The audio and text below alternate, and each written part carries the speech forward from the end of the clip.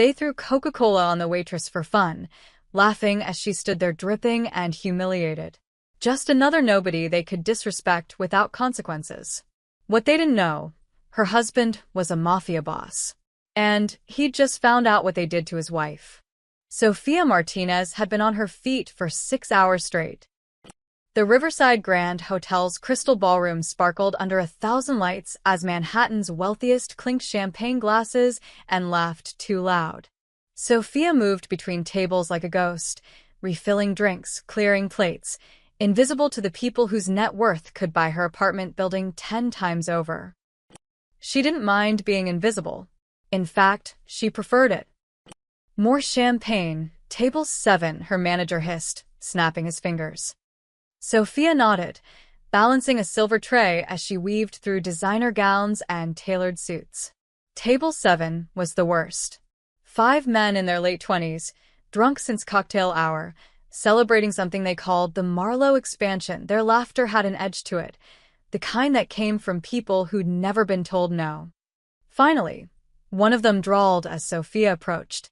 His name tag read Ethan Marlowe. Blonde hair, perfect teeth, a watch that cost more than her car. Thought we'd die of thirst. My apologies, sir. Sofia kept her voice neutral, professional. She'd learned long ago not to react. As she poured, Ethan grabbed his friend's phone, scrolling through something that made them all cackle. Sofia caught a glimpse, photos of themselves posing with bottles, making faces. Rich boys playing at being wild. Sofia, right? Ethan squinted at her name tag. That's pretty. You got a boyfriend, Sofia? I'm married, sir. Married? His friends erupted in exaggerated gasps. Lucky guy. What's he do? Let me guess, waiter? Uber driver? Sofia's jaw tightened. He works in construction. This sent them into hysterics. Construction. Classic. Bet he's got a beer gut and a pickup truck. She said nothing. The champagne bottle was empty. She should leave. Wait. Ethan stood up, swaying slightly. The room was loud enough that no one else noticed. I got a question. When you go home tonight, you gonna tell him about us? About how you serve rich people all day? Ethan, sit down, one of his friends muttered, but he was grinning, phone raised. I'm just curious, Ethan continued, louder now. A few nearby tables glanced over. Does it bother you, seeing all this? He gestured at the ballroom. Knowing you'll never have it. Sofia's heart pounded. Have a good evening, gentlemen. She turned to leave. Hey, I'm talking to you. What happened next took 3 seconds, but Sofia would remember it in slow motion forever. Ethan grabbed a glass of Coca-Cola from the table, one of the sodas they'd ordered for mixing drinks. He took 2 steps forward. And then, while his friends howled with laughter and one raised a phone to record, he poured the entire glass over Sofia's head. The liquid was cold. Shockingly cold. It ran down her face, her neck, soaking into her white uniform blouse. Ice cubes hit her shoulders and scattered across the marble floor. The nearby tables went silent. Women gasped. Men stared. Sofia stood frozen, Coke dripping from her hair, her eyelashes. She couldn't breathe. Couldn't think. The humiliation was physical, crushing, a weight on her chest that made the room spin. Ethan's friends were dying laughing, slapping the table. Oh my God, dude. Did you get that? Send it to the group chat. What is going on here? The manager appeared, his face red, eyes darting between Sofia and the Marlowe table. He took one look at Ethan's smirking face, and his expression changed. Fear. She was rude to our guests, Ethan said casually, sitting back down. Just teaching some manners. The manager grabbed Sofia's arm. I am so sorry, Mr. Marlowe. Sofia, go to the break room. Now. But I didn't. Now. Sofia stumbled away, past the staring faces, past the whispers. Her shoes squelched with each step. Someone's date covered her mouth, eyes wide with secondhand embarrassment. An older woman looked away, uncomfortable but silent. No one said anything. No one helped. In the staff bathroom, Sophia locked the door and stared at her reflection. Coca-Cola matted her dark hair. Her mascara ran in black streaks. The blouse, the one she'd ironed carefully this morning, was ruined. She didn't cry. She'd learned years ago that crying changed nothing. Her phone buzzed. A text from her husband. "How's work, amor?" Sophia stared at the message. Her fingers hovered over the keyboard. She could tell him. She could tell Dante everything. But then what? People like the Marlowes didn't face consequences. They owned buildings like this one. They owned managers and lawyers and probably half the city council. If she complained, she'd lose her job. If Dante complained, he'd look crazy. A construction worker going after a billionaire family. No. Better to stay quiet. Better to survive. She typed back, "Fine. Home by midnight. Love you." She deleted the Coke-soaked blouse in a trash bag, changed into her backup uniform, and returned to her shift with her head down. What Sophia didn't know, what none of them knew, was that one of the kitchen staff, a young guy named Marco who'd always been kind to her, had watched the whole thing. Marco, who was furious enough to do something stupid. Marco, who knew exactly who Sophia was married to. And by dawn, a video of Ethan Marlowe pouring soda on a waitress would be sitting on the desk of Dante Morelli, the man who controlled every cement truck, every steel shipment, every construction permit in New York City. The man who built this city's foundations. The man whose wife had just been humiliated in front of Manhattan's elite. But that night, as Sophia rode the subway home with wet hair and a fake smile, she had no idea that in less than 7 days, the Marlowe family would learn a lesson they'd never forget. You don't disrespect a queen just because she's wearing an apron. Luca Romano had worked for Dante Morelli for 15 years. In that time, he delivered a lot of bad news. Arrests, betrayals, shipments gone wrong. He'd learned to keep his face neutral, his voice steady. But this morning, driving through pre-dawn Manhattan with his phone burning a hole in his pocket, his hands gripped the steering wheel too tight. The video had come at 5:47 a.m. An unknown number. No message, just a file. Luca almost deleted it, probably spam. Then he pressed play. 23 seconds that made his blood go cold.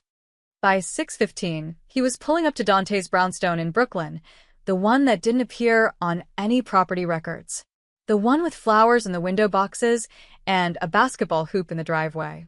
The house that looked like it belonged to a normal family. Maria, Dante's housekeeper, let him in with a knowing look. He's having breakfast.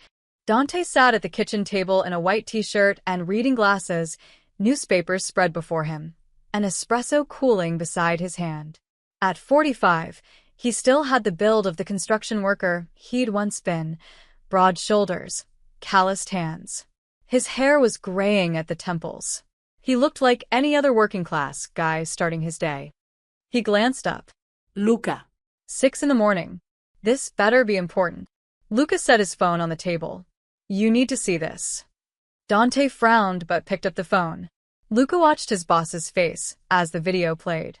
The ballroom. The laughter. Ethan Marlowe's smirking face. The glass tipping. Sophia's frozen expression as Coca-Cola poured over her head. Dante's jaw tightened. His knuckles went white around the phone. The video ended. Silence filled the kitchen except for the tick of the wall clock. When? Dante's voice was quiet. Dangerous. Last night. Riverside Grand Hotel. Some charity gala. Luca paused. Kitchen worker sent it to me. Kid named Marco. He's clean, works with Sophia sometimes. Said he couldn't sleep after watching it happen. Dante played the video again. And again. His face showed nothing, but Luca knew that look. That stillness. It was the same expression Dante wore before he dismantled a rival crew in the 90s. The same face he had when someone crossed a line you didn't come back from. She didn't tell me. Dante set the phone down carefully. She came home, said work was fine. Kissed me goodnight like nothing happened. She probably didn't want you to worry. Worry, Dante laughed hollow. My wife gets humiliated in public, and she's worried about me. He stood abruptly, pacing to the window. Outside, the neighborhood was waking up, a garbage truck rumbling past, someone walking a dog. Normal life. The life Sophia had tried to protect by staying silent. I want everything on the kid in the video, Dante said. Everything on the hotel. Who owns it, who was there, who? Boss, Luca's voice stopped him. There's more. Watch the background. Around the 12-second mark. Dante picked up the phone again, his brow furrowed. He watched. Paused. Zoomed in. And froze. Behind Ethan, barely visible in the crowd, stood an older man in an expensive suit. Late 50s, gray hair, confident posture. He was holding a drink, talking to someone, oblivious to what his son was doing 10 feet away.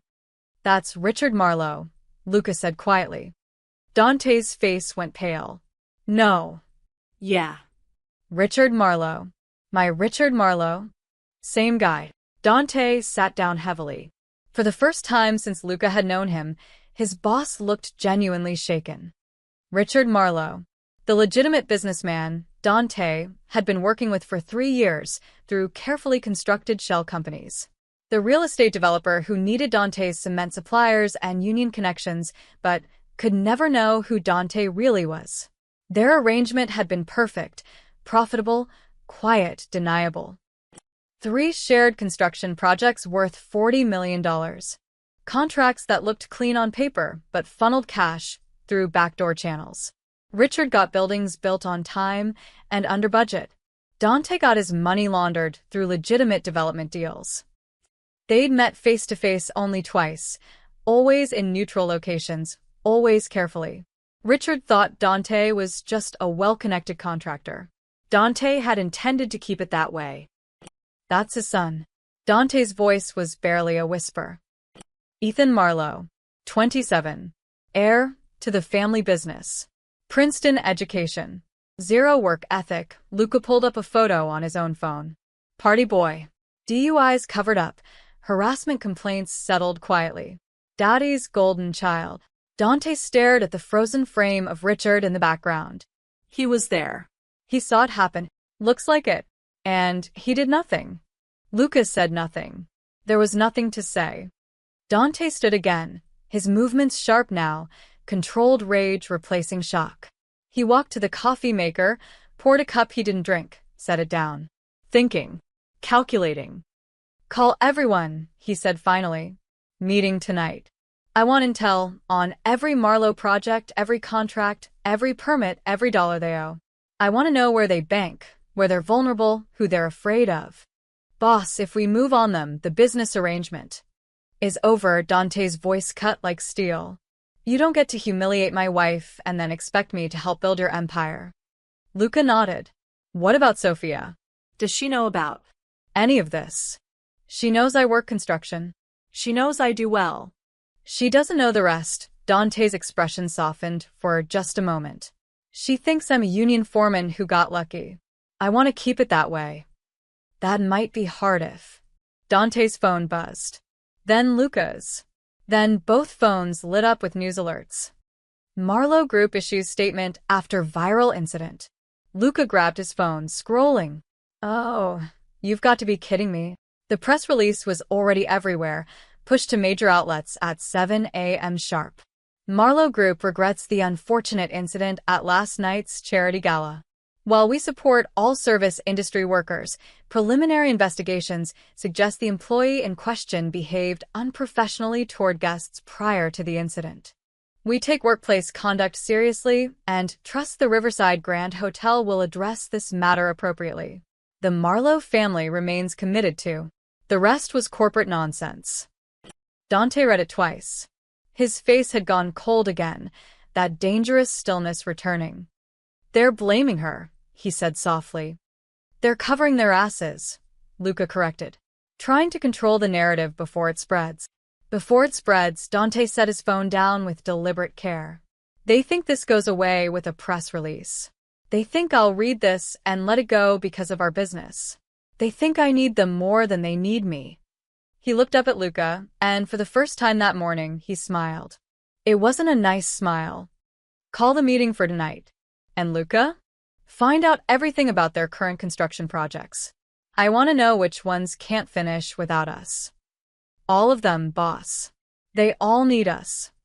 Good. Dante picked up his coffee, finally taking a sip.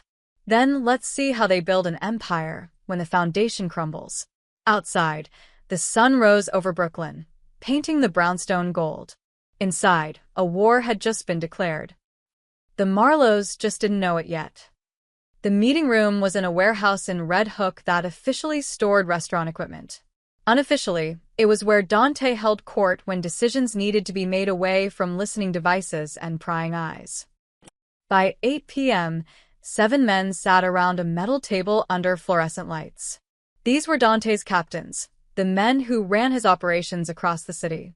Construction supply, trucking, unions, waste management. The legitimate businesses that generated millions while quietly moving money from less legitimate sources. Tommy the Hammer Bergosi spoke first. He was old school, 60 years old with scarred knuckles and zero patience. We grabbed the kid. Tonight. Make an example. Agreed, said Victor Chen, who ran the cement contracts. You disrespect the boss's wife, you disappear. Simple. Murmurs of agreement rippled around the table. Lucas stood in the corner, arms crossed, silent. He'd already had this conversation with Dante in the car. He knew how it would end. Dante sat at the head of the table, perfectly still, letting them talk. He'd barely spoken since they'd arrived, just listened to the escalating suggestions. Grab Ethan. Scare him. Break something. Send a message. We can make it look like a robbery, offered Joey Falcone, youngest of the group at 35. Rich kid gets mugged in the wrong neighborhood. Teaches him about respect. Or we burn one of his cars, Tommy added. That Porsche he drives? Gone. Let him explain that to Daddy. Enough. Dante's voice wasn't loud, but it cut through the chatter like a blade. The room went silent. He stood, walking to a whiteboard mounted on the wall. Someone had already taped up printed photos. Ethan Marlowe, Richard Marlowe, the Riverside Grand Hotel, the Marlowe Group logo. What do you think happens, Dante said slowly, if we grab Ethan Marlowe tonight? Tommy frowned. He learns a lesson. No. His father calls the police. The real police, not the ones we know. FBI gets involved because kidnapping crosses state lines. Every camera in Manhattan gets reviewed. Every phone gets tapped. Dante turned to face them. We get heat we don't need over a spoiled kid. So, we do nothing? Victor's voice rose with frustration. They humiliate Sophia, and we just take it. I didn't say we do nothing. Dante's eyes went cold. I said we don't grab him. This isn't the 90s, Victor. We don't solve problems with baseball bats anymore. Then what? Tommy spread his hands. They already put out that press release calling Sophia unprofessional. They're making her the villain. Every hour we wait, their version becomes the truth. Dante had read the press release a dozen times. Each reading made his jaw tighten more. Sophia had come home at midnight, exhausted, and gone straight to bed. She still didn't know it had gone public. Didn't know strangers on the internet were debating whether she deserved it. She'd wake up tomorrow to a nightmare. This isn't about Ethan, Dante said quietly. It's about Richard Marlowe. That got their attention. Richard Marlowe is a businessman, Dante continued. He thinks in dollars and contracts. His son humiliated my wife because he's a spoiled brat who's never faced real consequences. But Richard? He saw it happen and did nothing. Then he put out that statement blaming Sophia. You know why? Silence. Because he thinks I need him more than he needs me. He thinks our business arrangement protects him. He thinks I'll swallow this insult to keep the money flowing. Dante's voice hardened. He's wrong. Luca finally spoke from the corner. The Marlowe Group has 4 major projects in development right now.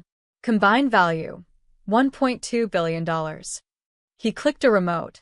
The whiteboard screen changed to show a spreadsheet. Hudson Yards Residential Tower. Tribeca Mixed-Use Development. Queens Waterfront Condos. Brooklyn Luxury Apartments. Luca highlighted each one. Every single project uses our cement, our trucks, our steel suppliers, our union labor.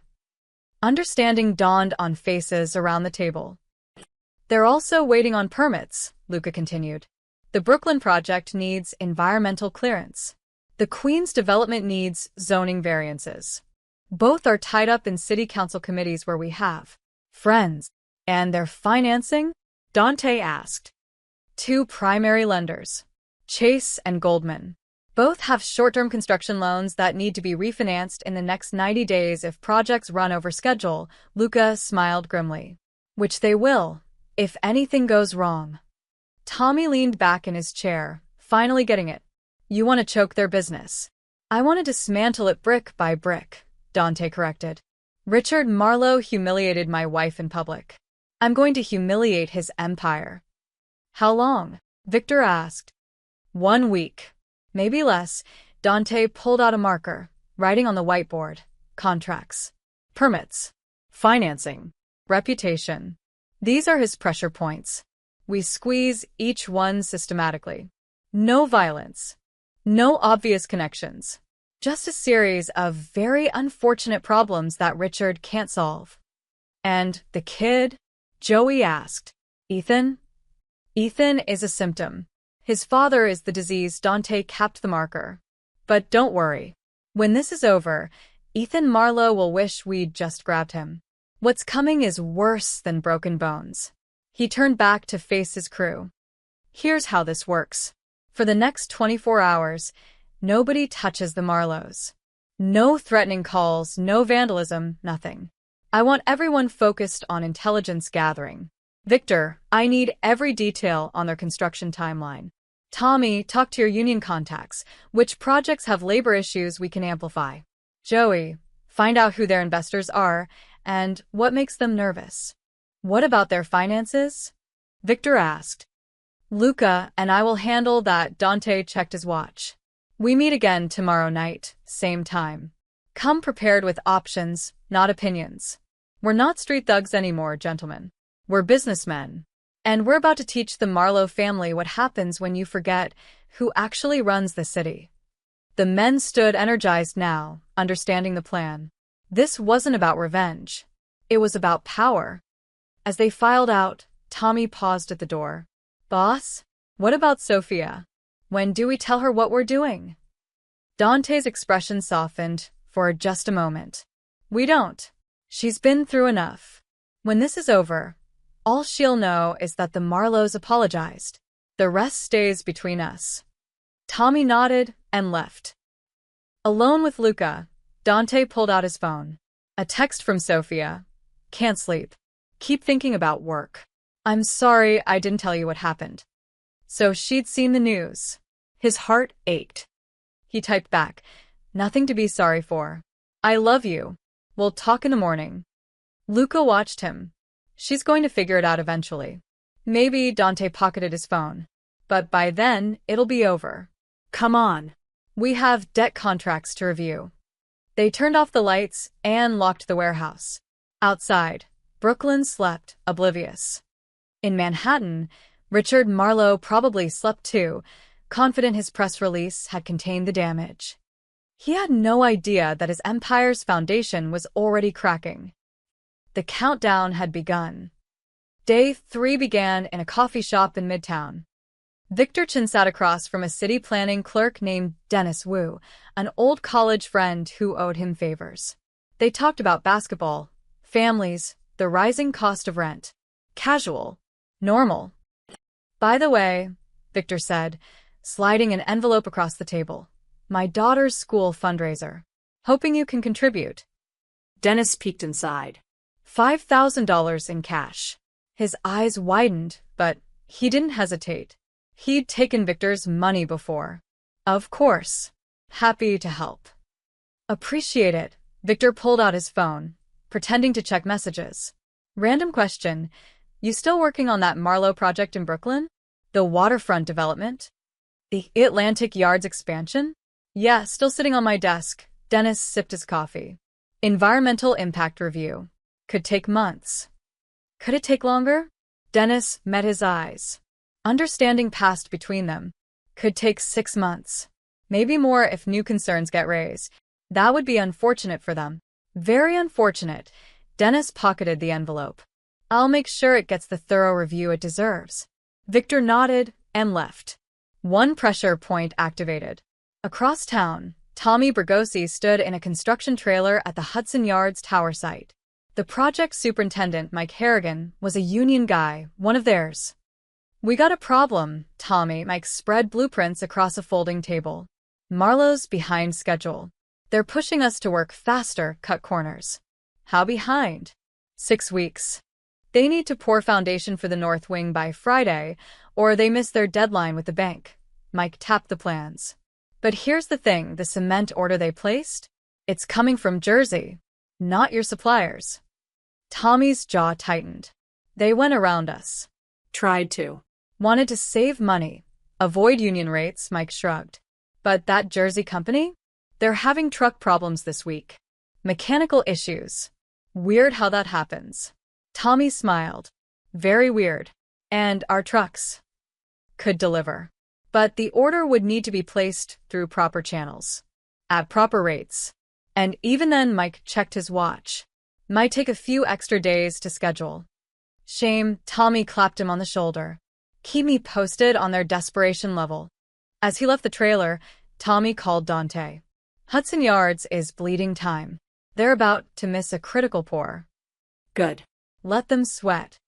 In a glass office tower in Lower Manhattan, Lucas sat across from Rebecca Morse, a risk analyst at Goldman Sachs. They dated briefly years ago, stayed friendly. She owed him nothing, but she remembered when he'd helped her brother avoid trouble with the wrong people. I need information, Lucas said quietly. Marlowe Group. What's their situation? Rebecca glanced at her computer screen, conflicted. Luca, I can't just. Off the record. Old friend asking another old friend. She sighed, typed something. They're leveraged. Heavily. For major projects all financed with short-term construction loans. The terms require completion milestones every 90 days, or the interest rate jumps 2 points. How close are they to those milestones? Close enough that any delays would be catastrophic. She lowered her voice. Between you and me, Goldman is already nervous. Marlowe's last quarterly report showed cost overruns. If these projects stall, we might not refinance. Which means they'd need to find new lenders fast. And if they can't, they'd have to liquidate assets, sell properties, possibly declare bankruptcy on the development arm. Rebecca looked at him carefully. Why are you asking? Just curious about the market, Lucas stood. Thanks, Rebecca. Give my best to your brother. Outside, he texted Dante. Goldman is wobbly. One more shake, and they bolt. By evening, Dante's team reconvened in the Red Hook warehouse. This time, the whiteboard was covered in details. Project 1. Hudson Yards Residential Tower. Value: $340 million. Status: 6 weeks behind schedule. Vulnerability: cement supply disrupted. Foundation pour, deadline Friday. Bank: Chase, nervous about timeline. Project 2. Tribeca Mixed-Use Development. Value: $280 million. Status: waiting on steel delivery. Vulnerability: our steel suppliers can delay shipments indefinitely. Bank: Goldman already anxious about cost overruns. Project 3. Queens Waterfront Condos. Value: $420 million. Status: zoning variance pending. Vulnerability: city council contacts can stall approval for months. Bank: Goldman, same loan officer as Tribeca. Project 4. Brooklyn Atlantic Yards Expansion. Value: $380 million. Status: environmental review. Vulnerability: review process extended to 6+ months. Bank: Chase, largest exposure to Marlowe Group. Dante studied the board like a general surveying a battlefield. Total exposure: $1.4 billion if you count the financing, Lucas said. But the actual construction value is $1.2. And it all depends on our cooperation. Victor added his report. The Brooklyn permits are frozen for at least 6 months. I've got 3 different city departments ready to discover new concerns. Traffic impact, historic preservation, wetlands protection, take your pick. The unions? Dante asked Tommy. Ready to walk on 2 projects if negotiations stall. We can manufacture labor disputes that tie them up for weeks, Tommy grinned.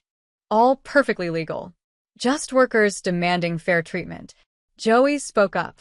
I tracked their investor calls. Richard's been reassuring people all week that everything's fine.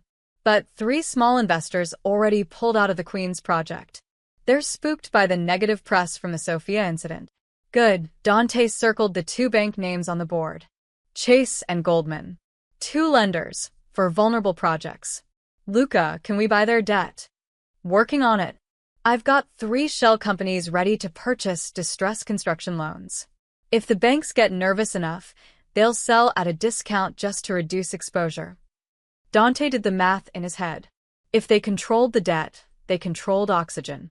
The Marlows couldn't move, couldn't breathe, couldn't make deals without going through people they didn't know were connected to Dante. Here's the sequence, Dante said, marker in hand. Tomorrow morning, Hudson Yards misses their foundation pour. Tomorrow afternoon, steel delivery to Tribeca gets delayed. By evening, Marlowe will be dealing with 2 crisis situations. That's when the banks start making worried phone calls. And when they're panicking about timelines, Luca continued, that's when my shell companies approach the banks about buying distressed debt. We swoop in looking like saviors. Victor nodded appreciatively. They won't even know we're behind it. Exactly, Dante capped the marker.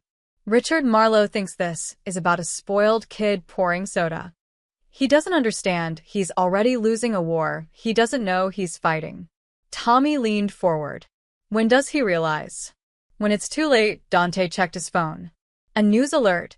Marlowe Group stock down 3% on construction concerns. The market was already smelling blood. Gentlemen, we're not just mapping weak points anymore. We're activating them. Dante looked at each man. As of tomorrow morning, the Marlowe empire starts crumbling. Slowly enough that they don't panic. Fast enough that they can't stop it. What about Ethan? Joey asked. Kid's still posting on social media like nothing happened. Partying in the Hamptons this weekend. Dante's expression darkened. Let him party. When his father's empire collapses, Ethan will learn that some humiliations can't be fixed with daddy's money. The meeting ended. Men dispersed into the Brooklyn night, each with their assignments. Dante stayed behind, staring at the whiteboard. For projects. 2 banks. 1 week. His phone buzzed. Sophia. Can't believe I'm trending on Twitter. People are so cruel. But I'm okay. We're okay. His chest tightened. She was trying to be strong. Trying not to worry him. He typed back, You're the strongest person I know. This will pass. I promise. What he didn't say, it will pass because I'm going to make sure the people who hurt you lose everything. Dante turned off the lights. Tomorrow, the pressure began. The Marlows were about to learn that foundations don't just hold up buildings. They hold up empires. And Dante controlled every single one. The call came at 2:47 a.m. Richard Marlowe fumbled for his phone, squinting at the screen. Project manager, Hudson Yards. He sat up in bed, his wife groaning beside him. This better be important, Mike. Mr. Marlowe, we have a problem. The superintendent's voice was tight. The cement trucks didn't show up. Richard's brain struggled through sleep fog. What do you mean didn't show up? We have a critical pour scheduled for 6 a.m. I know, sir. But the Jersey supplier called an hour ago. Said their entire fleet is down for emergency maintenance. Transmission failures across multiple trucks. They can't deliver. All of them? At once. Richard was fully awake now, alarm bells ringing. That's impossible. That's what I said. But they're adamant. Earliest they can deliver is next week. Next week. Richard threw off the covers, pacing. We miss this pour. We miss our milestone. Chase will trigger the penalty clause. That's $2 million. I'm aware, sir. Call our backup suppliers. Someone in this city has cement trucks. I've been calling for an hour, Mike's voice carried defeat. Everyone's booked solid, or having equipment issues. It's like the whole supply chain picked tonight to fall apart. Richard's stomach nodded. Keep trying. Offer double rates. Triple. I don't care. We cannot miss that deadline. He hung up and immediately dialed his COO, then his head of operations. Within 20 minutes, his entire executive team was awake, making calls, pulling strings. Nobody could help. At 6:30 a.m., the Hudson Yards site sat silent. No cement trucks. No pour. Just union workers standing around, collecting hourly wages for doing nothing. At 7:15 a.m., Richard's phone rang again. Tribeca, project manager. Please tell me you have good news, Richard said. Steel delivery is delayed. Supplier says there's a traffic accident blocking their route. They'll try again tomorrow. Tomorrow? We're already behind schedule. I know, sir. I'm as frustrated as you are. Richard ended the call and threw his phone across his home office. It bounced off the leather couch. 2 projects. Same morning. Both critical delays. This wasn't coincidence. By 9 a.m., Richard sat in his Marlowe Group headquarters, a glass tower in Midtown with views of Central Park. His executive team filled the conference room, tired, confused, and increasingly nervous. Talk to me, Richard demanded. What the hell is happening? His COO, Patricia Vance, pulled up a spreadsheet. Hudson Yards, cement supplier claims mechanical failure across their fleet. Tribeca, steel delivery blocked by mysterious traffic incident. But here's what's weird, I called other developers. Nobody else is having supply problems. Just us, Richard said flatly. Just us. His CFO, Martin Ross, cleared his throat. The timing is unfortunate. Chase called this morning. They're aware of the Hudson Yards delay. If we don't pour foundation by Friday, the penalty clause activates. That's $2 million, plus they're considering raising our interest rate. On what grounds? Failure to meet milestone deadlines. It's in the contract. Richard's jaw clenched. One delay, and they're panicking? It's not just the delay. Martin pulled up his laptop. Our stock dropped 3% yesterday after that Waitress incident went viral. Investors are jittery. Chase is asking if we're experiencing broader operational problems. The Waitress incident. Sophia Martinez. Richard had hoped his press release would contain that situation. Instead, it had exploded. Think pieces about wealth inequality. Social media outrage. His son's face plastered across gossip sites. And now this. Get me new suppliers, Richard said. I don't care what it costs. We're trying, Patricia said. But every contractor we've contacted is either booked or she hesitated. Or what? Or giving us the runaround. Quotes that are 3 times normal rates. Delivery windows that don't help. It's like someone's poisoned the well. Richard stood, walking to the window. 43 floors below, Manhattan buzzed with construction cranes and traffic. His city. His empire. Someone was doing this. Someone with enough reach to disrupt supply chains, enough power to coordinate attacks on multiple projects simultaneously. But who?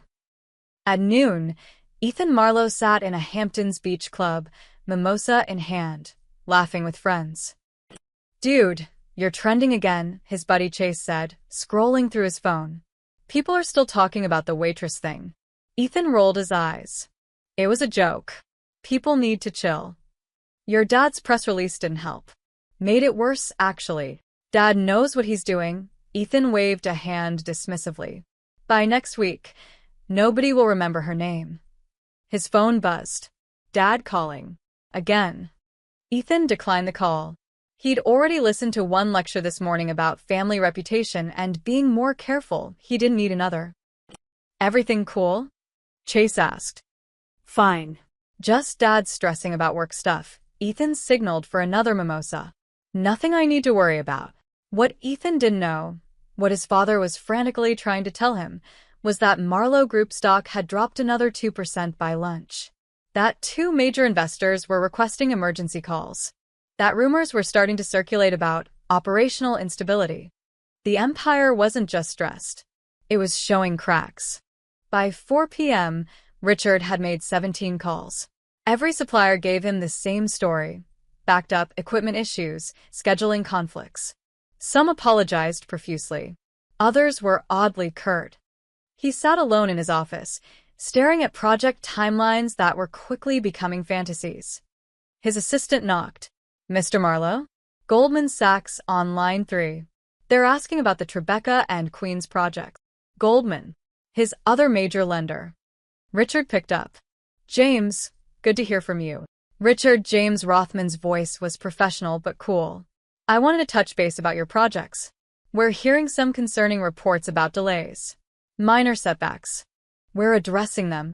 Minor setbacks that are affecting 2 projects simultaneously? Our risk assessment team is getting nervous." "There's nothing to be nervous about. We have the situation under control." "Do you?" A pause. "Because our analysts are also looking at the negative publicity from earlier this week. Combined with these construction delays, it's creating a concerning pattern."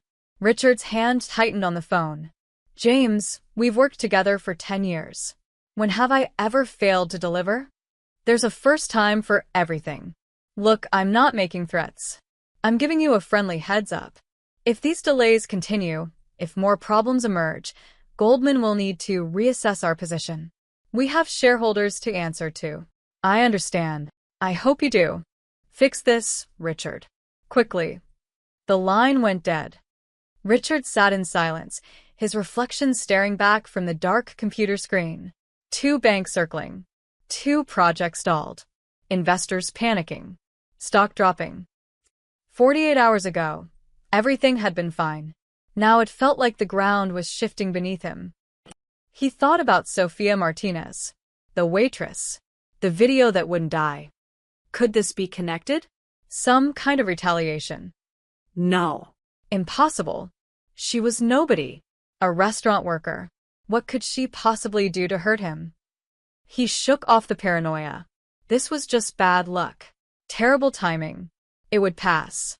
Richard pulled up his contacts, started making more calls. There had to be someone who could deliver cement. Someone who owed him a favor.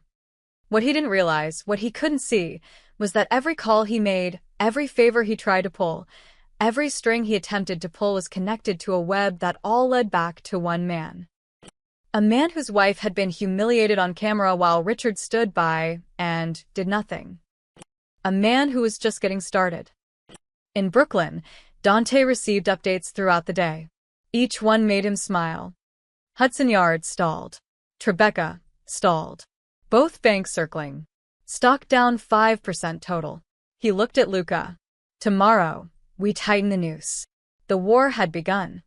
And Richard Marlowe was losing without even knowing he was fighting.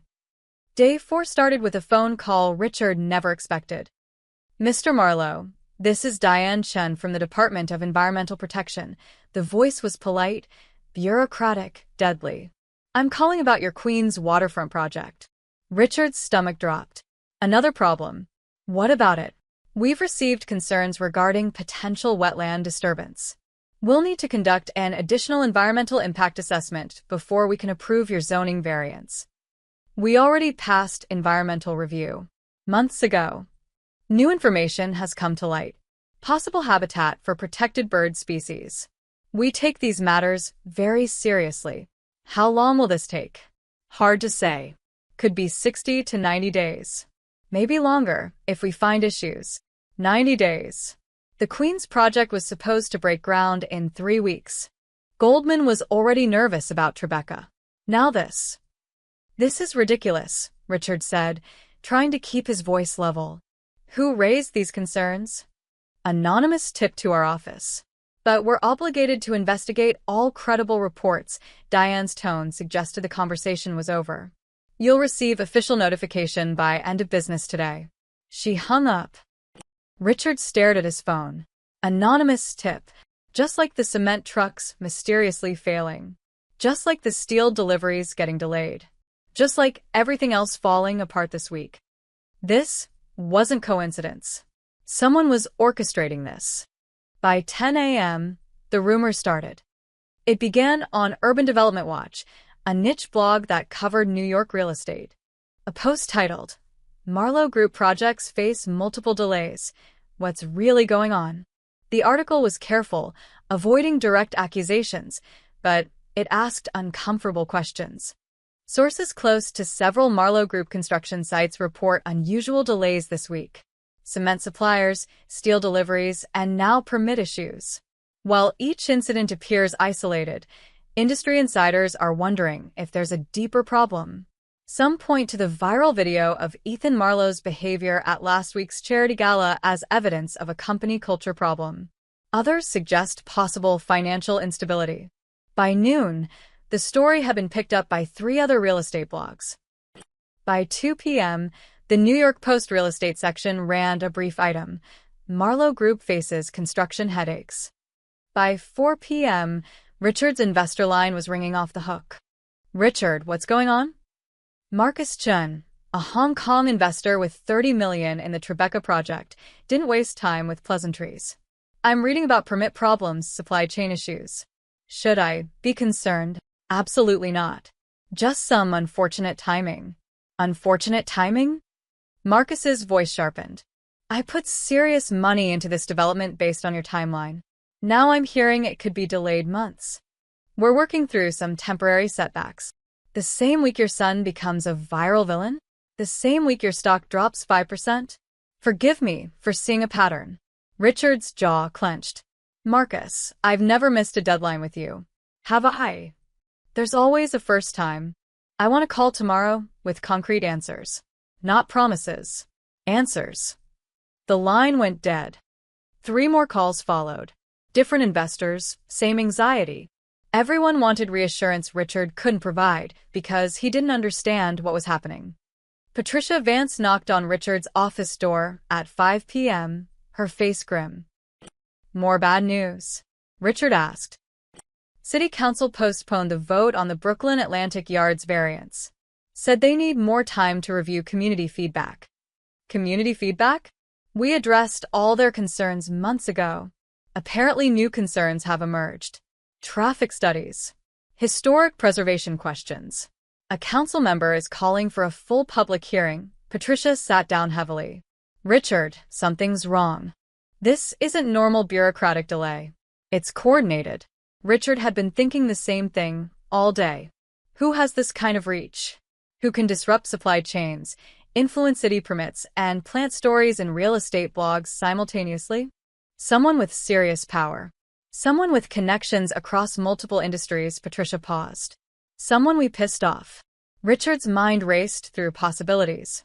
A competitor? A rival developer? But this felt personal, not just business. The waitress. Sophia Martinez. The woman from the video, Richard said slowly. Do we know anything about her? Patricia pulled up her tablet. Sophia Martinez. 32. Works at Riverside Grand Hotel. Been there 4 years. Lives in Brooklyn. Married, she scrolled. Husband is Dante Morelli. listed occupation, construction contractor. Construction. Richard's blood went cold. What kind of contractor? His voice was barely a whisper. Patricia tapped more. Doesn't specify. But she stopped, her face going pale. Richard. Morelli. That name sounds familiar. From where? Your shell company contracts. The ones that source cement and steel at below market rates. Didn't we sign papers with a Morelli construction group 3 years ago? Richard's hands started shaking. He pulled up his private files, the ones his lawyer handled, the contracts he never looked at too closely because they saved him millions. There it was. Morelli Construction Group. Dante Morelli, principal. The man whose wife Ethan had humiliated was Richard's secret business partner. The man who controlled the supply chain that all 4 Marlowe projects depended on. Oh God, Richard whispered. Patricia stared at him. What? I need to make a call. Richard's voice was hollow. Get out, Richard. Now. She left, closing the door. Richard's fingers trembled as he scrolled through his contacts. There, the private number he'd used only twice before. The direct line to Dante Morelli's office. He pressed call. It rang once. Twice. 3 times. You've reached Morelli Construction. Leave a message. Voicemail. But Richard knew Dante had to be there. Had to be watching this number. Dante, it's Richard Marlowe. I think we need to talk. About recent developments. Call me back. Please. He hung up and waited. 5 minutes. 10. 20. No call back. Richard tried again. Voicemail. And again. Voicemail. And again. The message was clear. Dante Morelli wasn't taking his calls. At 7 p.m., Richard sat alone in his office, the city lights twinkling below. His empire, built over 30 years, was shaking. Stock down 7% now. 2 banks getting nervous. Investors demanding answers. Project stalled. All because his idiot son poured soda on a waitress. No. All because Richard had stood there and watched it happen. All because he'd released that press statement blaming her. All because he'd assumed the woman was nobody, powerless, someone who could be crushed without consequence. He'd been catastrophically wrong. His phone buzzed. A text from an unknown number. Stop calling. You'll get your meeting when I'm ready. Not before. Richard's hands trembled as he typed back. I can explain. Let me fix this. The response came immediately. You can't fix humiliation with a phone call, Richard. You should know that by now. Then nothing. The number went dark. Richard sat in the silence of his office, understanding finally settling over him like a burial shroud. Dante Morelli wasn't just angry. He wasn't looking for an apology or a payoff. He was systematically destroying everything Richard had built. And Richard had given him the blueprint 3 years ago, when they became partners. Outside, night fell over Manhattan. In the glass buildings and construction sites and city offices, the pieces of Dante's plan continued to fall into place. The noose was tightening, and Richard Marlowe had just realized his neck was in it. Richard's emergency board meeting began at 8 p.m. in the Marlowe Group's executive conference room. 12 people sat around polished mahogany, lawyers, executives, board members. All of them looked exhausted. We're being targeted, Richard said without preamble. Systematically. Deliberately. And I know by whom. He told them about Dante Morelli. About the shell companies. About Sofia Martinez. About the connection he'd been too blind to see. His head counsel, Gerald Strauss, went pale. You're saying our primary supplier is married to the woman in the video? I'm saying our primary supplier, I asked the woman's husband. And he's been cutting off our air supply since Tuesday. Then we sue him, Patricia said. Breach of contract. Tortious interference. We bury him in litigation. Gerald held up a hand. Wait. Let me pull those contracts. He spent 5 minutes on his laptop, his expression growing darker. Finally, he looked up. We can't sue. What do you mean we can't sue? Richard's voice rose. He's deliberately sabotaging our projects. Technically, he isn't. Morelli Construction Group doesn't directly supply us. They supply the suppliers who supply us. The contracts are structured through intermediaries. Very carefully structured. Gerald's finger traced connections on his screen. If we sue, we'd have to explain these shell company arrangements in court. That means exposing financial structures we've used to avoid taxes and regulatory oversight for 3 years. Silence. How bad? Patricia asked quietly. Federal investigation bad. IRS audit bad. Possibly RICO charges bad. Gerald removed his glasses. These contracts were designed for plausible deniability. They work great when everyone's cooperating. But if we sue, we're essentially revealing our own illegal financial engineering. Richard felt the walls closing in. So, we just let him destroy us.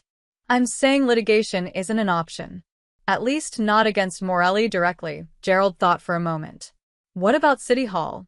Can we pressure the permit offices to speed things up? Patricia shook her head. Already tried.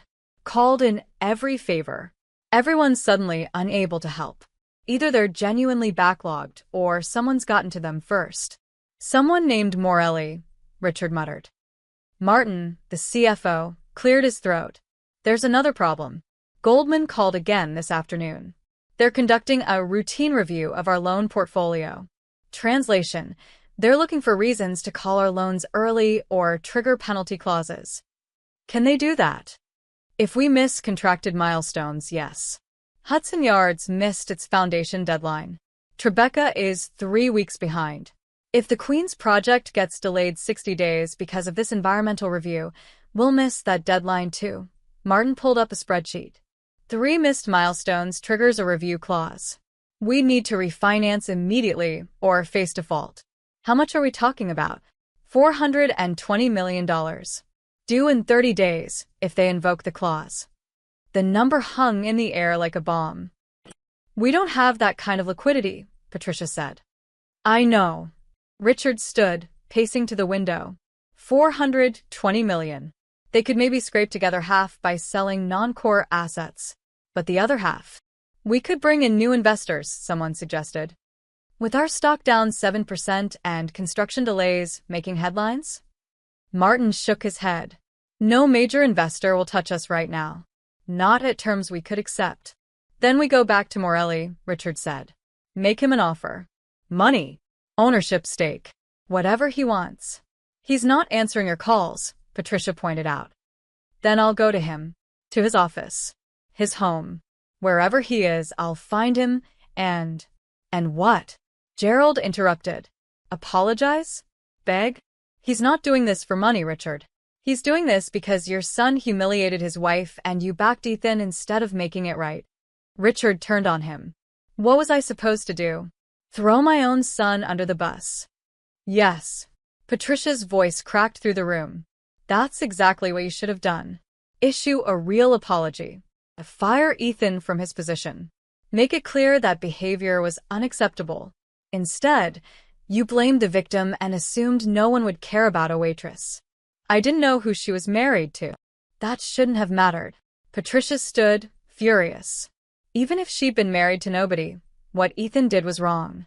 But you were more worried about protecting the family name than doing the right thing. Now we're all paying for it. Silence fell. No one looked at Richard. Across town, Ethan Marlowe sat in a booth at a trendy Soho nightclub, bottle service on the table, models on either side of him. His phone had been buzzing all evening, Dad, Patricia, Martin, but he ignored them. Your dad's blowing up your phone, his friend Tyler observed. Always is. Ethan took a shot. Probably wants to lecture me more about the video. Like I need another speech about family reputation.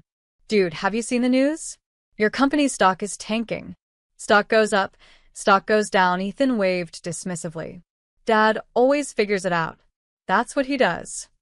What Ethan didn't see, what he was too drunk and too privileged to notice, was that his father was standing on the edge of a financial cliff. That 4 major construction projects were grinding to a halt. That banks were circling. That the family empire was experiencing the first real crisis in its history. All because Ethan had thought it would be funny to pour Coca-Cola on a waitress. Back in the conference room, Richard's phone buzzed. Another text from the unknown number. Your lawyers are probably telling you that you can't sue me. They're right. Your politicians are probably not returning calls. Also correct.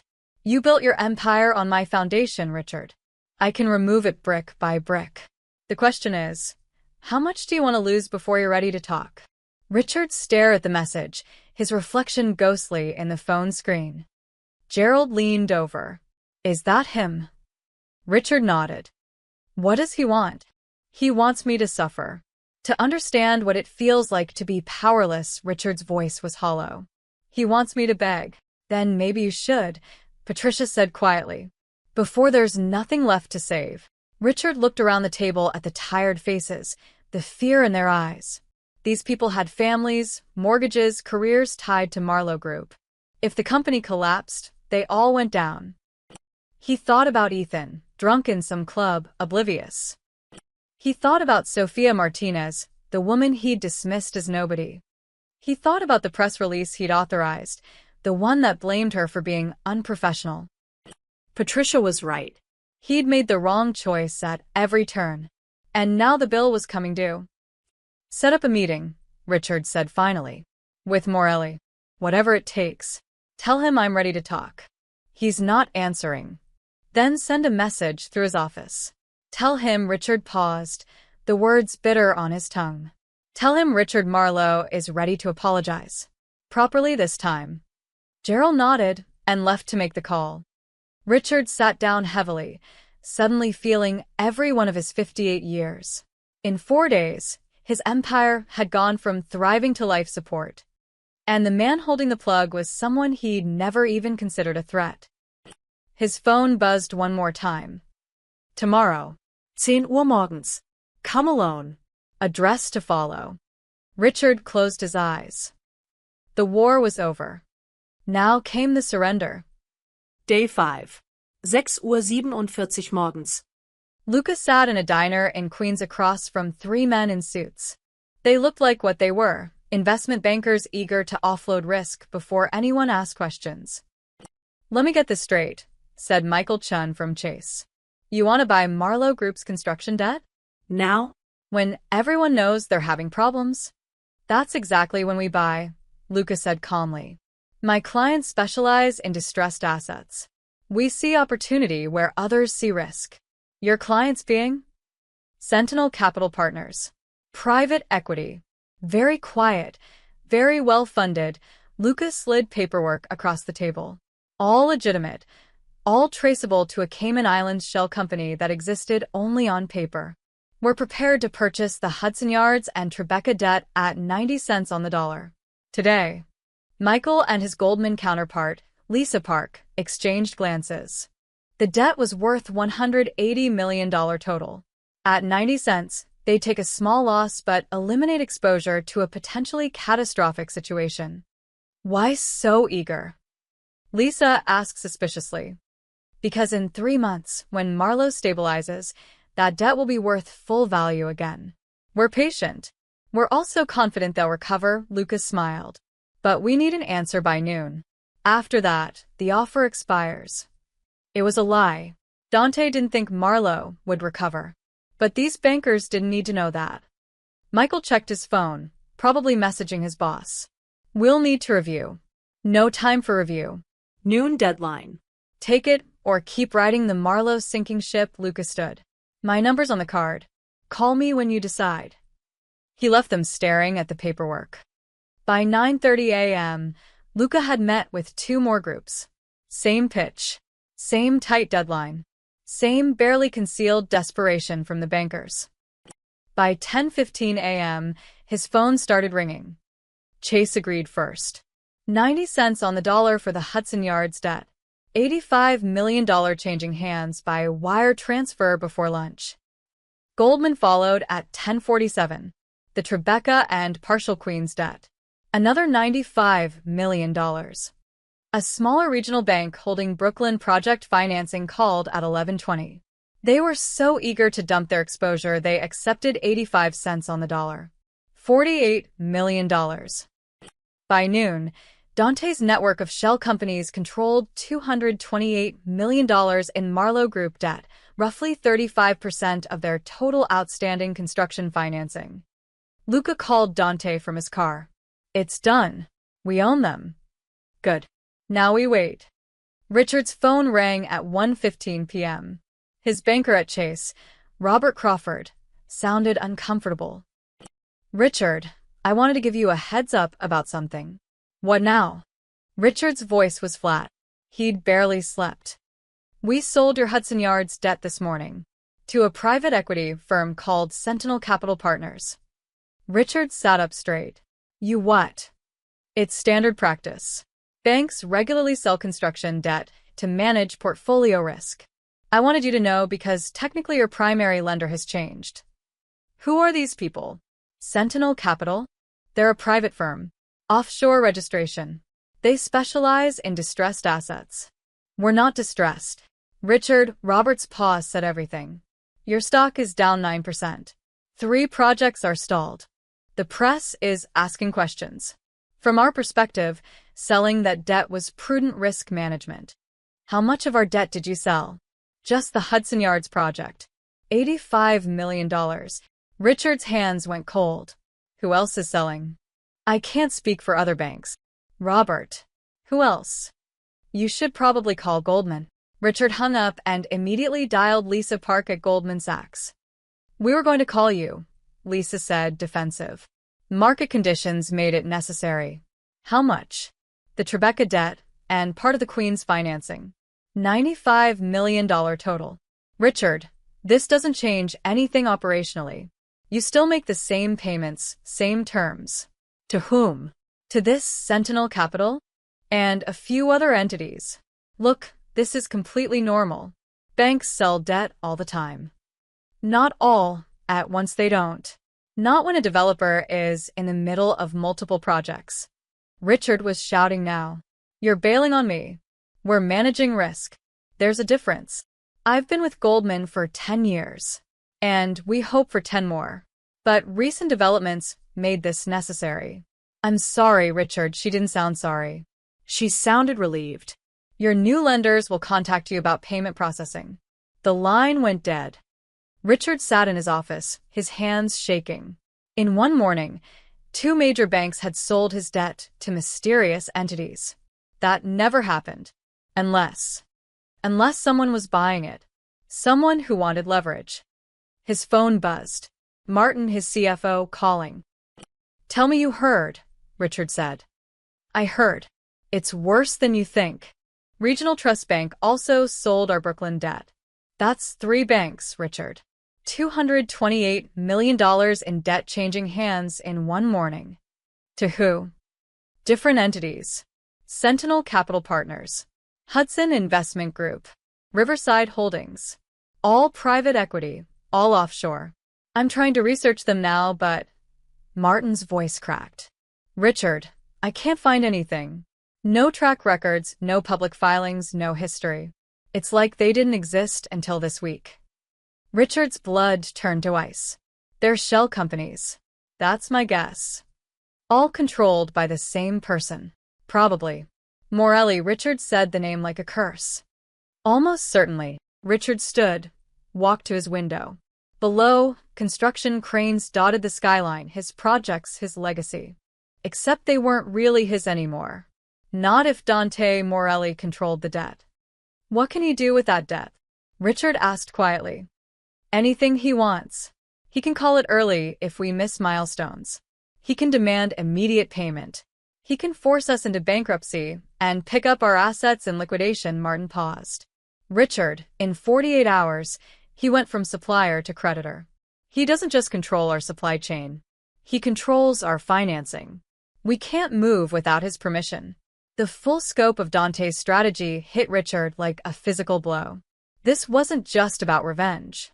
It was a hostile takeover executed with surgical precision. Disrupt the projects. Tank the stock. Panic the banks. Buy the debt cheap. Control the empire. How do we fight this? Richard asked. We don't. We can't. Not without destroying ourselves in the process. Martin's voice was hollow. He's already won, Richard. The question now is what terms he'll offer. Richard's phone buzzed again. The unknown number. Check your bank accounts. Notice anything different? That's what powerless feels like. See you tomorrow at 10 a.m. Address: 847 With Avenue, Brooklyn. Come alone. Bring your son. Bring your son. So this wasn't just about Richard. Ethan would have to face the consequences too. Richard forwarded the message to Ethan with 3 words. Be there. No excuses. Then he collapsed into his chair and stared at the ceiling.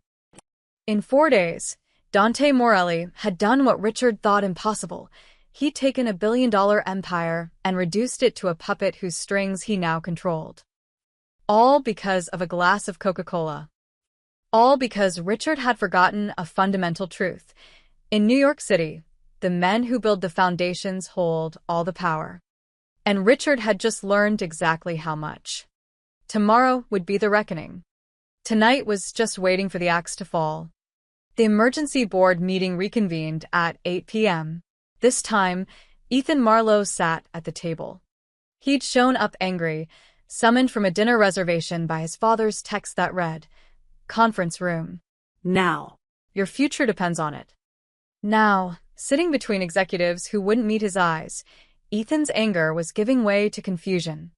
"Someone explain what's happening," Ethan said. "And why I had to cancel my plans for this." Richard stared at his son, really looked at him. The expensive haircut, the designer suit, the Rolex that cost more than most people's cars. 27 years old and never worked a real day in his life.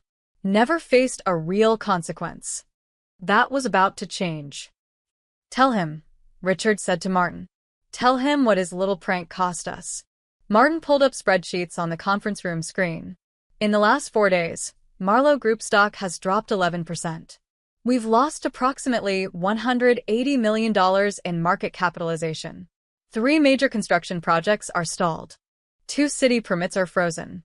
And as of this morning, we no longer control 35% of our own debt." Ethan blinked. "What does that mean?" "It means," Patricia said coldly, "that someone bought our loans from the banks. Someone who now has the power to bankrupt us whenever they choose." Who?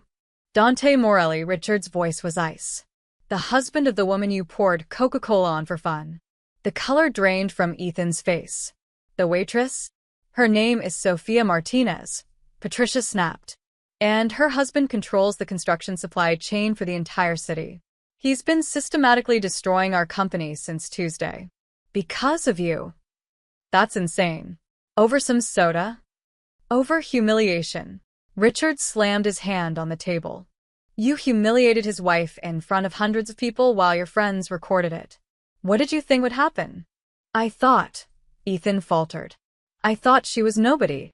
"She is somebody," Gerald said quietly. "She's married to the most powerful man in New York construction. And you poured soda on her head while your father stood in the background and did nothing." Ethan looked at Richard. "You were there? 10 feet away. Talking to a client," Richard's voice cracked. "I saw the whole thing. I saw you humiliate that woman, and I said nothing because I was more worried about making a scene than doing what was right. So this is my fault." Ethan's voice rose. "Dad, you run this company. You're the one who put out that press release blaming her. Because I was protecting you. Like I always do. Like I've done your entire life." Richard stood, his chair scraping back. "Every DUI I've covered up, every harassment complaint I've settled, every stupid mistake you've made, I've fixed it. But this time, I can't fix it. Because you didn't just offend some random woman. You started a war with a man who literally built cities." The room went silent. Ethan's hands were shaking. "How bad is it?" "We're looking at bankruptcy," Martin said flatly. "In 30 days, if we can't refinance $420 million in debt. And the man holding that debt is Dante Morelli. So, we refinance." "With what?" Patricia interrupted. "What bank is going to lend to us when our projects are stalled, our stock is tanking, and the press is running stories about operational dysfunction? Morelli has made us radioactive. Then we sue him." "We can't," Gerald said. "Our business relationship with him involves financial arrangements that are questionable. If we sue, we expose ourselves to federal investigation, possibly RICO charges." Ethan looked around the table, finally understanding. "So we're trapped." "We're trapped," Richard confirmed. "And it's your fault." "It's our fault," Patricia corrected. "Richard could have fired you on the spot. Could have publicly apologized to Sofia Martinez. Could have made it clear that behavior was unacceptable. Instead, he protected you. We all did. And now we're all paying for it." Ethan's voice was small. "What happens tomorrow?" "Tomorrow, we meet with Dante Morelli. You and me." Richard's eyes were hard. "And we accept whatever terms he offers. Because the alternative is watching 30 years of work disappear." "What kind of terms?" "I don't know. But I guarantee they'll involve you." Richard leaned forward. "You're going to apologize to his wife. Publicly. On camera. And you're going to mean it. Because if you don't, we lose everything. You want me to humiliate myself? I want you to experience a fraction of what you put that woman through." Richard's composure finally shattered. "Do you even remember her face? When that soda hit her? The way she froze? The way everyone stared. Ethan said nothing. You don't, do you? Because she wasn't real to you. None of them are real to you. The staff, the workers, the people who actually build what we design. Richard's voice shook. But they're real to Dante Morelli. And he's spent 4 days teaching us that lesson. Board member James Whitmore cleared his throat. What about going to the press? Telling our side of the story? And say what? Patricia asked. That we're victims? That a construction contractor is being mean to us? We'd look pathetic. Worse, we'd look guilty. We could offer him money, suggested another board member. A settlement. Make this go away. He doesn't want money. Richard pulled up his phone, showing them Dante's text messages. Read these.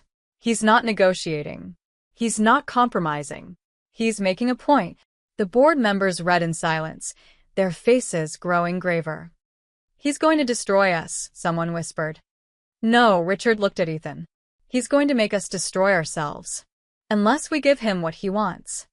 Which is justice. Accountability. The things we should have given him from the start. Richard stood. Meeting adjourned. Ethan and I have an appointment to prepare for. Everyone filed out except Richard and Ethan. Ethan stared at his hands. Dad, I'm sorry. I didn't know. You never know. That's the problem. Richard's anger had burned out, leaving only exhaustion. You've gone through life assuming your actions don't have consequences. That our money and name protect you from everything. But money doesn't matter to a man like Dante Morelli. Power does. Respect does. And you took both from his wife. What's going to happen to me? I don't know. Richard walked to the window. Below, the city glittered. His city. Except it wasn't really. It belonged to men like Dante Morelli, the ones who poured concrete and pulled permits and made sure the foundations were solid. Get some sleep, Richard said. Tomorrow, we face the consequences. Both of us. Ethan left without another word. Richard stayed, staring at his reflection in the dark glass. In 48 hours, he'd gone from confident developer to desperate supplicant. And somehow, he knew tomorrow would be worse. Because Dante Morelli didn't just want an apology. He wanted them to understand what it meant to be powerless. And Richard was about to learn. 847, With Avenue was not what Richard expected. No gleaming office tower. No marble lobby. Just a plain brick building in Brooklyn with a faded sign reading, Morelli Construction Supply, a few trucks parked outside. Windows that needed cleaning. This was the empire that had brought down Marlowe Group. Richard and Ethan arrived at 9:55 a.m. in Richard's Mercedes. They'd barely spoken during the drive. Ethan looked like he hadn't slept, his usual confidence replaced by visible dread. Let me do the talking, Richard said as they got out. I wasn't planning to say anything. A man in his 40s met them at the door. Compact build, watchful eyes. Mr. Marlowe. I'm Luca Romano. Follow me. They walked through a warehouse filled with construction equipment, then up a metal staircase to a second-floor office. Plain walls, metal desk, filing cabinets. A single window overlooking the loading dock. And sitting behind the desk, in jeans and a work shirt, was Dante Morelli. He looked nothing like Richard expected. No expensive suit. No intimidating presence. Just a man who could have been any construction foreman in the city. Except for his eyes, dark, intelligent, and utterly calm. Sit, Dante said. Richard and Ethan sat in the 2 chairs facing the desk. Lucas stood by the door, arms crossed. Dante studied them for a long moment, saying nothing. The silence stretched uncomfortably. Thank you for meeting with us, Richard began. I think there's been a misunderstanding. No misunderstanding, Dante's voice was quiet, precise. Your son poured Coca-Cola on my wife's head. You watched it happen and said nothing. Then you released a press statement blaming her. I understand perfectly. That statement was a mistake. We were trying to control. You were trying to make it her fault. Make it go away. Like she didn't matter. Dante leaned forward slightly. Do you know what Sophia did that night after your son humiliated her? She came home and told me work was fine. She lied to protect me. To protect you, really, because she was afraid of what might happen if I knew. Richard said nothing. She's worked at that hotel for 4 years. Never missed a shift. Never complained. She's proud of what she does. Dante's voice remained even. And your son treated her like garbage for entertainment. Ethan found his voice. I was drunk. I wasn't thinking. You're always drunk. You're always not thinking. Dante's eyes shifted to Ethan. I know about the DUIs. The harassment complaints. The settlements. You've gone through life believing your money makes you untouchable. Today, you learn different. Mr. Morelli, Richard interjected. We want to make this right. Whatever you need, compensation, a public apology. I don't need anything from you. Dante stood, walking to the window. In 4 days, I've taken your empire to the edge of collapse. Your stock is down 11%. Your projects are stalled. Your banks sold your debt to me. Right now, I own 35% of your financial oxygen. He turned back to face them. I could keep going. Call your loans early. Trigger default clauses. Watch you declare bankruptcy. Then buy your assets in liquidation for pennies on the dollar. Dante's expression didn't change. But that's not what I want. What do you want? Richard asked quietly. I want you to understand something. Dante returned to his desk, sitting down. You build towers, luxury apartments, places rich people live. But you don't build them. Men like me do. We pour the concrete, lay the steel, wire the electricity. Without us, you have nothing but blueprints and investor meetings. He paused. You forgot that. Forgot that the people who actually build your empire matter. So, I reminded you. Richard nodded slowly. You made your point. We understand. Good. Then here are my terms. Dante pulled out a single sheet of paper. Non negotiable. He slid it across the desk. Richard read, his face going pale. Ethan leaned over to look. First, Dante said, public apology. Televised. Both of you, to Sophia, acknowledging what happened and taking full responsibility. No qualifiers. No excuses. Your PR team will coordinate with mine. Agreed, Richard said immediately. Second, $50 million donated to the Hospitality Workers Relief Fund, a charity that supports restaurant workers dealing with abuse and harassment. The donation happens before the press conference. Richard's jaw tightened, but he nodded. Done. Third, 15% ownership stake in your Hudson Yards tower, transferred to one of my investment entities. Non-voting shares, but I want a piece of what I helped you build. That's worth, Ethan started. $80 million, Dante finished. I know. Consider it payment for the empire I let you keep. Richard closed his eyes. $80 million plus $50 million in charity. $130 million total. But the alternative was losing everything. Acceptable, Richard said hoarsely. Fourth, Dante's eyes locked on Ethan. You disappear. No more public events. No more parties that end up on social media.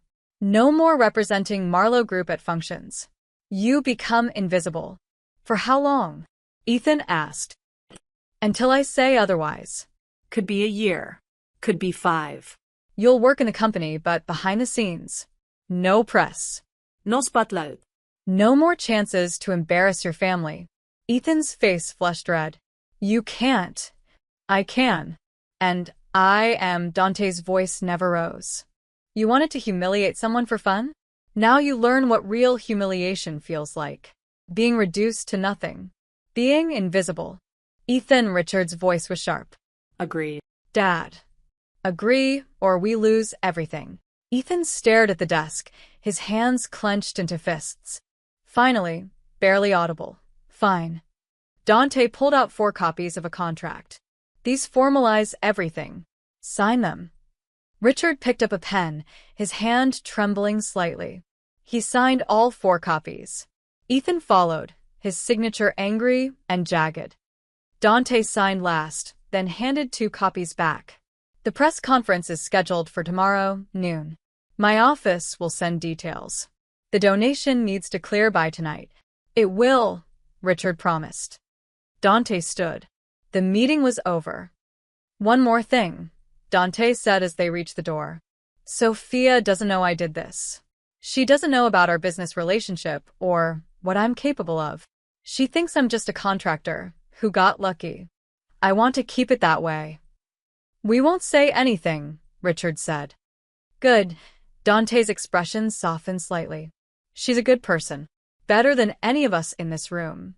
What you did to her was unforgivable. But I'm giving you a chance to make it right publicly. Don't waste it. Richard nodded, unable to speak.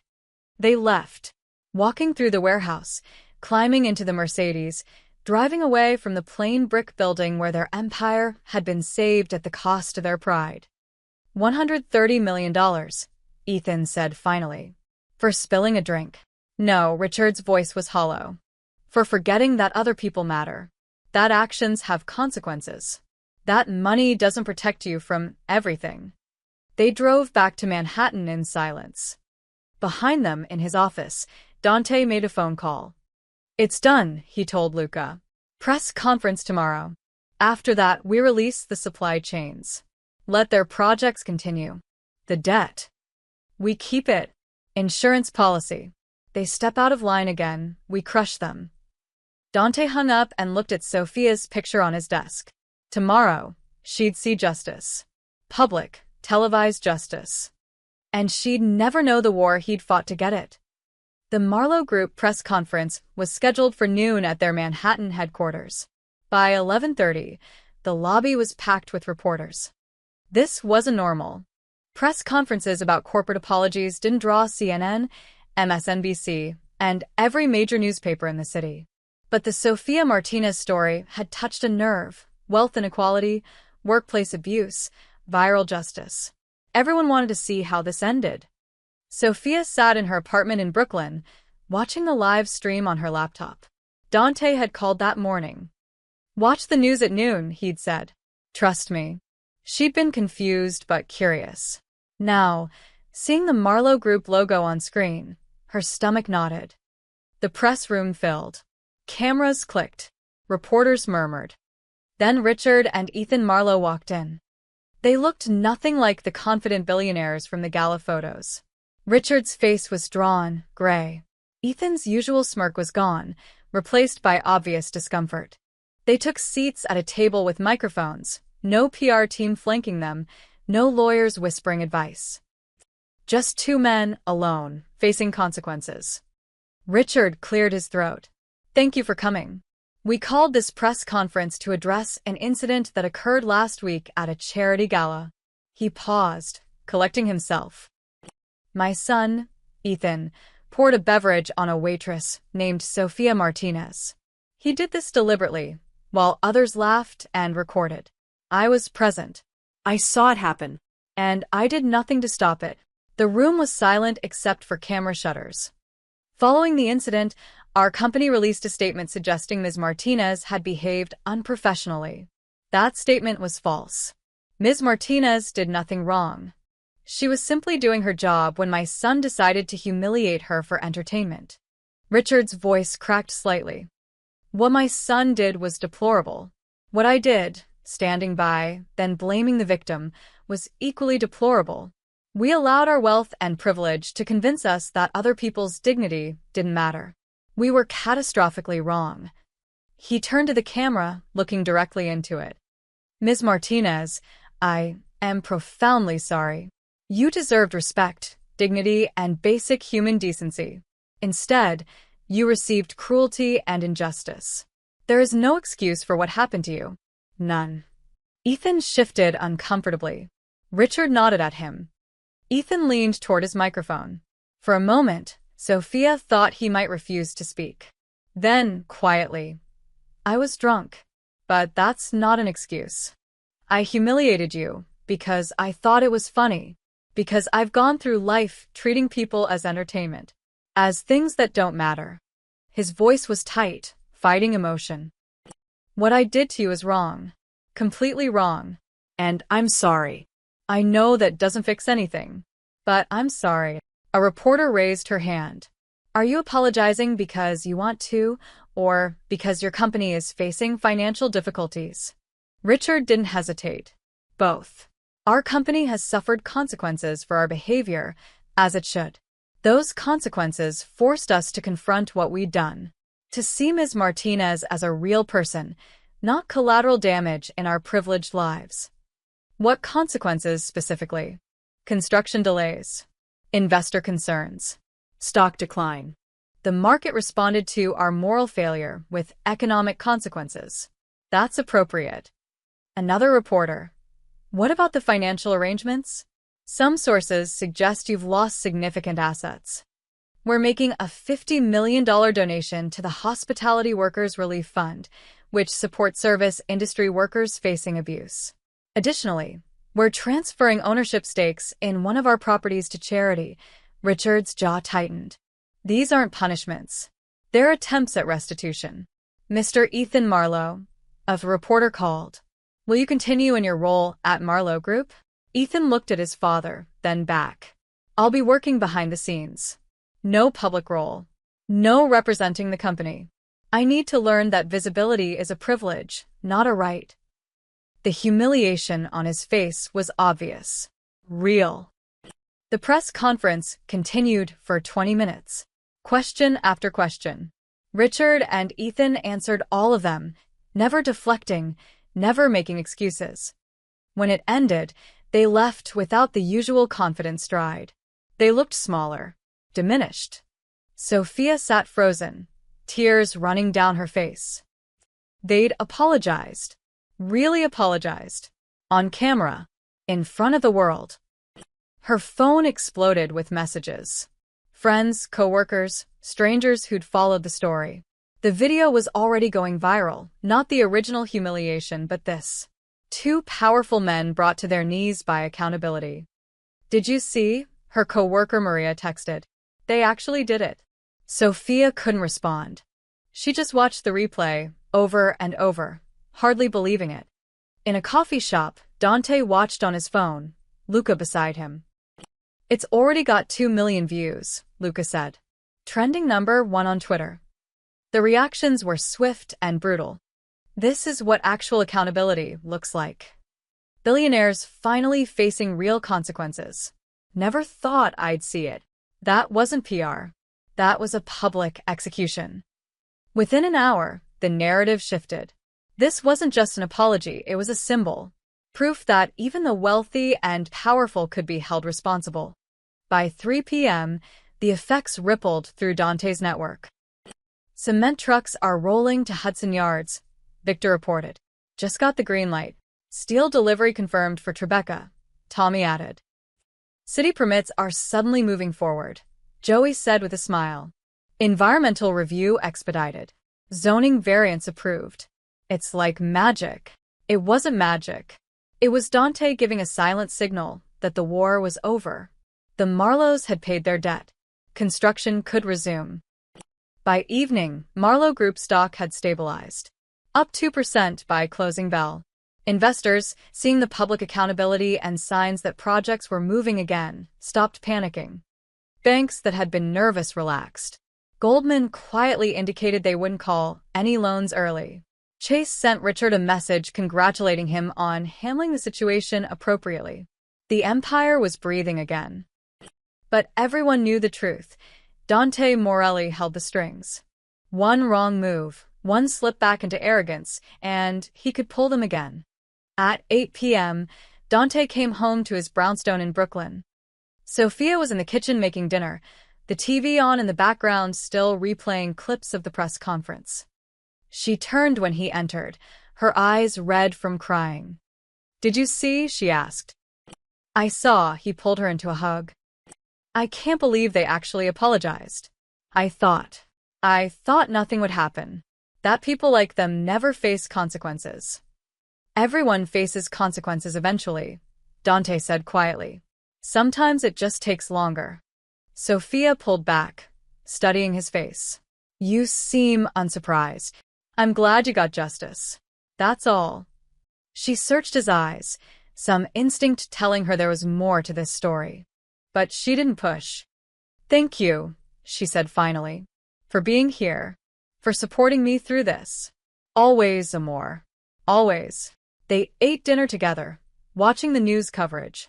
Sophia smiled for the first time in a week, reading supportive messages from strangers who'd seen her fight and win. What she didn't know, what she would never know, was that her husband hadn't just supported her. He'd waged a silent war, dismantled an empire, bought their debt, controlled their fate, all without firing a shot. All because someone had forgotten that the woman serving drinks was someone's wife, someone's love, someone who mattered. Dante Morelli had reminded them, and the whole city had watched the lesson. Day 7. Night. The city had moved on to new scandals, new outrages. But in certain circles, boardrooms, construction sites, city offices, people still whispered about what had happened to the Marlowes. Dante sat in his living room, reading the Wall Street Journal. The headline, Marlowe Group Stabilizes After Tumultuous Week, Project's Resume. The article praised Richard's transparent accountability and noted that construction delays had mysteriously resolved themselves. Analysts called it a remarkable recovery. They had no idea what had really happened. Sophia came downstairs, fresh from a shower, wrapped in Dante's old college sweatshirt. She curled up beside him on the couch. "Still reading about it?" she asked. "Just checking the aftermath." She was quiet for a moment then. "Dante, can I ask you something?" "Always." "How did all this happen? The apology, the press conference, everything?" Her eyes searched his face. "It feels like more than just public pressure."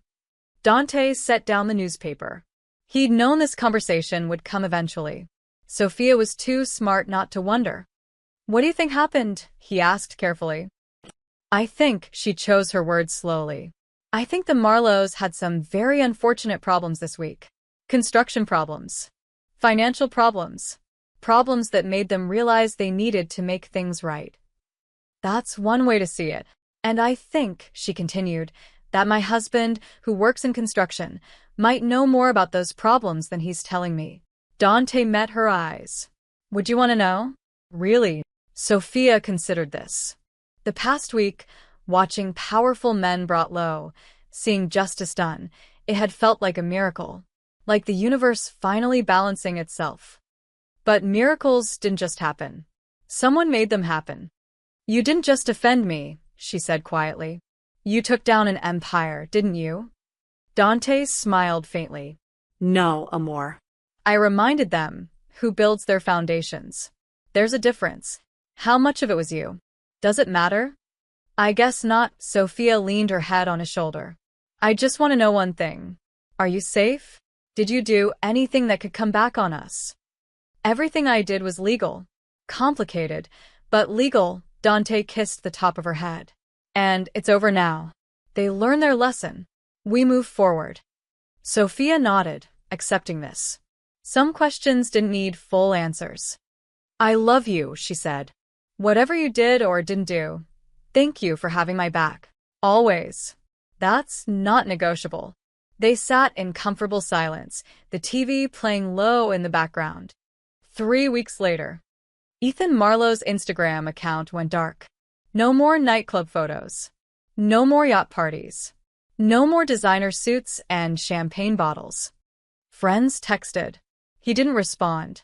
Tabloids called his publicist. No comment. He still worked at Marlowe Group, in a windowless office on the 4th floor, reviewing contract proposals and market reports. Important work. Invisible work. His assistant brought him coffee one morning. "Rough night, Mr. Marlowe?" "Every night's rough," Ethan muttered. He'd learned what true powerlessness felt like. Not having money taken away, his trust fund was intact.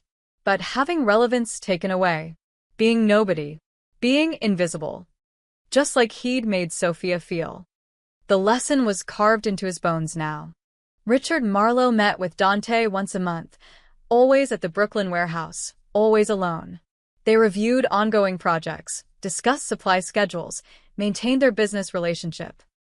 Richard never missed a meeting, never questioned prices, never complained about terms. He'd learned his place in the ecosystem. "The Hudson Yards Tower is ahead of schedule," Richard reported. "Should complete by July." Good. Dante reviewed the paperwork. And the donation? The charity. 50 million is fully deployed. They've already helped 200 workers dealing with harassment cases. Dante nodded approval. Your son. Invisible. As requested. He's Different now. Quieter. Maybe even learning something. Good for him. Richard hesitated then. I wanted to thank you for not destroying us completely. You could have. I didn't need to destroy you. I needed you to understand. Dante met his eyes. You understand now, yes? Yes, Richard's voice was barely a whisper. I understand. He left with his signed contracts, driving back to Manhattan, still building towers, but never forgetting who made them possible. For weeks after the press conference, Sophia returned to work at the Riverside Grand Hotel. She'd considered quitting. The memories were painful, but she realized that would be letting them win in a different way. So she walked through those doors with her head high. The staff applauded when she entered. Quietly, respectfully, but they applauded. Marco hugged her. Even the manager, red-faced and awkward, mumbled an apology. I should have defended you that night. I'm sorry. Sophia nodded. Thank you. She worked her shift, served tables, brought drinks, did her job with pride. When wealthy patrons came through, some recognized her. A few whispered. Most looked away, uncomfortable. But Sophia noticed something else. They were polite now. Careful. They said please and thank you. They didn't snap fingers or make demands. Word had spread. The waitress who brought billionaires to their knees. The woman you didn't disrespect. At the end of her shift, an elderly woman at table 7 left a note with her tip. Thank you for showing them that dignity matters. We're all rooting for you.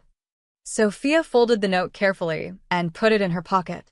That night, she came home to Dante cooking dinner, his terrible attempt at pasta that would probably be inedible but would be made with love. How was work? He asked. Good. Really good. Actually, she kissed his cheek. People were nice, respectful, as they should be. I think I'm going to be okay, Sophia said. Better than okay. I feel like I matter now. Like people see me. Dante turned from the stove, taking her hands. You always mattered, Amor. Some people just needed to be reminded. She smiled. My mysterious husband who builds foundations. That's me.